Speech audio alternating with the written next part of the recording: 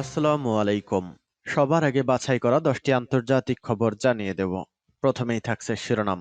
তবে তার আগে অনুরোধ থাকবে ভিডিওটিতে একটি লাইক দিবেন।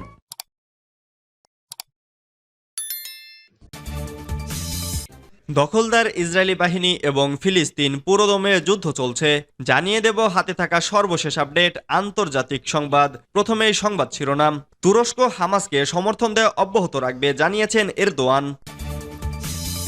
এরপর জানিয়ে দিব মে মাসেই ফিলিস্তিনকে স্বীকৃতি দেবে আয়ারল্যান্ড। এদিকে চাপের মুখে খার্কিবের বেশ কয়েকটি গ্রাম থেকে সেনা প্রত্যাহার করল ইউক্রেন। এরপর জানিয়ে দিব ইসরায়েলকে রাফায় চালানো অভিযান অবিলম্বে বন্ধের দাবি ইইউ এর। আরও জানিয়ে দিব মার্কিন অস্ত্র দিয়ে রাশিয়ায় হামলা চালানো যাবে কিনা কিয়েভকে জানালো ব্লিংকেন। সর্বশেষ জানিয়ে দিব ব্যাপক রুশ হামলার মুখে সমস্ত আন্তর্জাতিক সফর স্থগিত করলেন জেলেনস্কি। এতক্ষণ শুনছিলেন সংবাদ শিরোনাম, এবারে বিস্তারিত। তবে অনুরোধ থাকবে ভিডিওটিতে একটি লাইক করবেন এবং কমেন্ট করে জানিয়ে দিবেন কোন জেলা থেকে আপনি আমাদের এই ভিডিওটি দেখছেন। তুরস্ক হামাসকে সমর্থন দেওয়া অব্যাহত রাখবে জানিয়েছেন এরদোয়ান। তুরস্কের প্রেসিডেন্ট রিসেপ তাইপ এরদোয়ান বলেছেন তুরস্ক হামাসের পাশে থাকবে। তারা নিজেদের ভূখণ্ডের স্বাধীনতার জন্য এবং আনাতোলিয়াকে রক্ষা করার জন্য লড়াই করছে। আল জাজিরার খবরে বলা হয়েছে আনাতোলিয়া উপদ্বীপটি বর্তমানে তুরস্কের এশীয় অংশ নিয়ে গঠিত।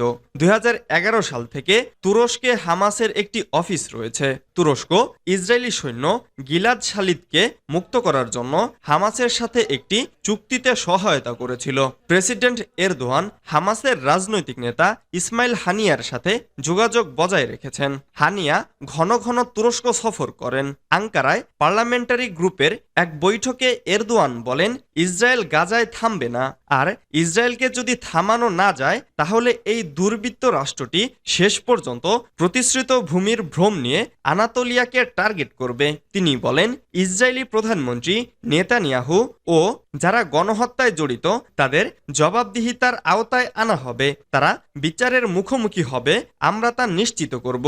যুদ্ধবিধ্বস্ত গাজায় তুরস্ক জাহাজে করে একাধিকবার সহায়তা পাঠিয়েছে।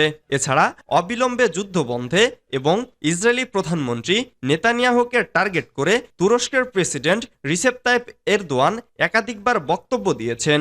এ কারণে ইসরায়েলি নেতারা এরদোয়ানের সমালোচনাও করেছেন। মে মাসেই ফিলিস্তিনকে স্বীকৃতি দেবে আয়ারল্যান্ড। চলতি মাসেই ফিলিস্তিনকে রাষ্ট্র হিসেবে স্বীকৃতি দেওয়ার সিদ্ধান্ত নিয়েছে আয়ারল্যান্ড। বুধবার 15 মে দেশটির পররাষ্ট্রমন্ত্রী মিশেল মার্টিন এ তথ্য জানিয়েছেন। তবে কোনো নির্দিষ্ট তারিখের কথা জানানো হয়নি। বুধবার দ্য ইন্ডিপেন্ডেন্টের এক প্রতিবেদনে এ তথ্য জানানো হয়েছে। আয়ারল্যান্ডের পররাষ্ট্রমন্ত্রী জানিয়েছেন মে মাস শেষ হওয়ার আগেই আমরা ফিলিস্তিনকে স্বীকৃতি দেব। তবে আয়ারল্যান্ডের পররাষ্ট্রমন্ত্রী মে মাসের কোন তারিখে এই স্বীকৃতি দেওয়া হবে সে বিষয়ে কিছু জানাননি। মিশেল মার্টিন বলেন নির্দিষ্ট দিন এখনো ঠিক করা হয়নি, কারণ আমরা কয়েকটি দেশের সঙ্গে আলোচনা করছি একসঙ্গে স্বীকৃতি দেওয়ার জন্য। আগামী কয়েকদিনের মধ্যেই বিষয়টি পরিষ্কার হবে, কিন্তু তা মে মাস শেষ হওয়ার আগেই হবে। চলতি বছরের মার্চ মাসে স্পেন, আয়ারল্যান্ড, স্লোভেনিয়া ও মাল্টা এক যৌথ বিবৃতিতে জানায় ফিলিস্তিনকে স্বীকৃতি দিতে তারা প্রস্তুত। গত সপ্তাহে ইইউ পররাষ্ট্র নীতির প্রধান জোসেফ বোরেল বলেছিলেন স্পেন, আয়ারল্যান্ড ও স্লোভেনিয়া 21 মে ফিলিস্তিন রাষ্ট্রকে স্বীকৃতি দেওয়ার পরিকল্পনা করেছে। চাপের মুখে খার্কিবের বেশ কয়েকটি গ্রাম থেকে সেনা প্রত্যাহার করল ইউক্রেন। রুশ বাহিনীর অব্যাহত চাপের মুখে সীমান্তবর্তী খার্কিবের বেশ কয়েকটি গ্রাম থেকে সেনা প্রত্যাহার করে নিয়েছে ইউক্রেন। সামরিক বাহিনীর এক মুখপাত্র জানিয়েছেন সৈন্যরা প্রচণ্ড গোলাবর্ষণের মুখে পড়েছে এবং উত্তর পূর্বাঞ্চলের দুটি এলাকায় অধিক সুবিধাজনক অবস্থানে চলে গেছে। 2 বছরের বেশি সময় যুদ্ধ চলাকালে পিছু হটার সময় ইউক্রেন সাধারণত এ ধরনের ভাষা ব্যবহার করেছে। এদিকে প্রেসিডেন্ট ভলোদিমির জেলেনস্কি আসন্ন সব ধরনের বিদেশ সফর বাতিল করেছেন। আন্তঃসীমান্ত আক্রমণ ঠেকাতে ইউক্রেনীয় সেনারা হিমশিম খাচ্ছে। এ কারণে জেলেনস্কি সফর বাতিল করেছে বলে মনে করা হচ্ছে। রুশ সেনা মোকাবেলায় ইউক্রেন অস্ত্র ও সেনা ঘাঁটিতে ভুগছে। এর মধ্যে মস্কো গত সপ্তাহে খার্কিভ অঞ্চলে বিস্ময়কর বড় স্থল হামলা শুরু করে। সূত্র বিবিসি। ইসরায়েলকে রাফায় চালানো অভিযান অবিলম্বে বন্ধের আহ্বান ইইউ এর। ইসরায়েলকে গাজার রাফাতে চালানো তাদের সামরিক অভিযান অবিলম্বে বন্ধ করার আহ্বান জানিয়েছে ইউরোপীয় ইউনিয়ন। বুধবার ইসরায়েলকে সতর্ক করে দিয়ে ইইউ বলেছে এটি করতে ব্যর্থ হলে এ ব্লকের সাথে দেশটির সম্পর্ক নষ্ট হবে। ইইউ এর পররাষ্ট্র নীতি বিষয়ক প্রধান জোসেফ বোরেল ইউরোপীয় ইউনিয়নের নামে জারি করা বিবৃতিতে বলেন, ইসরায়েল রাফাতে তাদের সামরিক অভিযান অব্যাহত রাখলে তা অনিবার্যভাবে ইসরায়েলের সাথে ইইউ এর সম্পর্কের উপর একটি নেতিবাচক প্রভাব ফেলবে।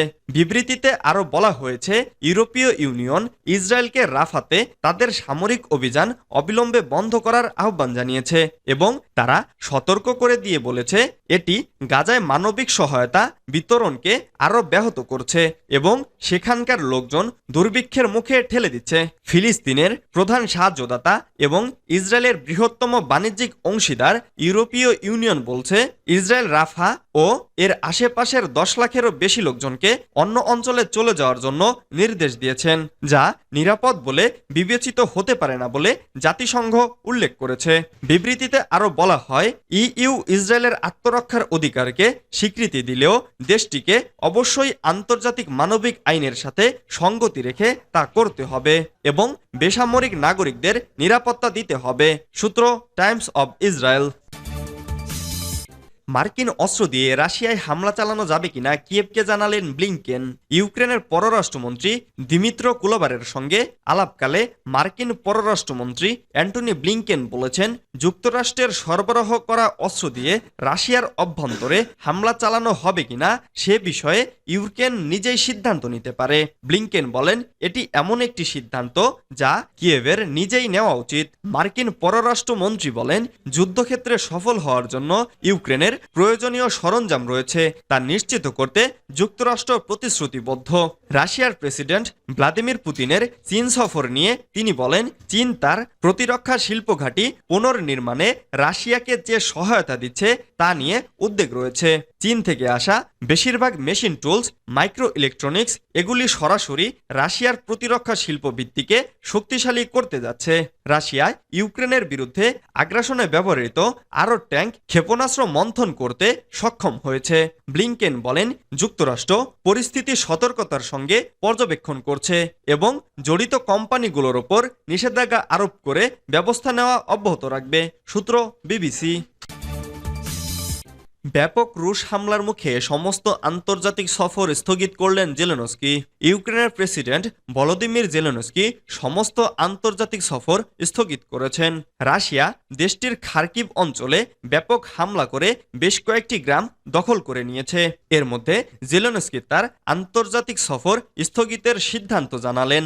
সিএনএন এর খবরে বলা হয়েছে, ইউক্রেনের প্রেসিডেন্ট ভলোদিমির জেলেনস্কি আগামী দিনের জন্য নির্ধারিত সমস্ত আন্তর্জাতিক ইভেন্ট স্থগিত করবেন। বুধবার তার কার্যালয় থেকে এই তথ্য জানানো হয়েছে। রুশ সেনারা উত্তর পূর্বাঞ্চলীয় খার্কিভ অঞ্চলে ঢুকে পড়েছে। এর মধ্যে ভলোদিমির জেলেনস্কি আগামী দিনগুলোতে নির্ধারিত সব আন্তর্জাতিক ইভেন্ট স্থগিত এবং নতুন তারিখ সমন্বয় করার নির্দেশ দিয়েছেন।